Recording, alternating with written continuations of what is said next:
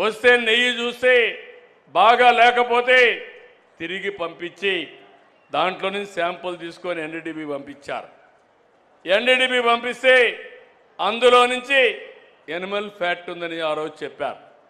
అది చెప్పిన తర్వాత నేను ఆలోచించి ఇది నేను చెప్పకపోతే నా మీద అప్రతిష్ట వస్తుంది, అపవాదు వస్తుందనే ఉద్దేశంతో నేను చెప్పాను.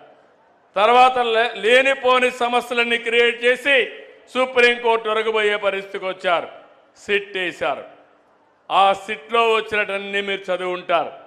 చాలా స్పష్టంగా చెప్పారు, అసలు ఇది నెయ్యే కాదు, కెమికల్స్తో తయారు చేసిన నెయ్యి అని చెప్పారు. రాష్ట్ర ప్రభుత్వాన్ని కూడా యాక్షన్ తీసుకోమని అధికార యంత్రాంగం పైన ఒక రిపోర్ట్ పంపించారు.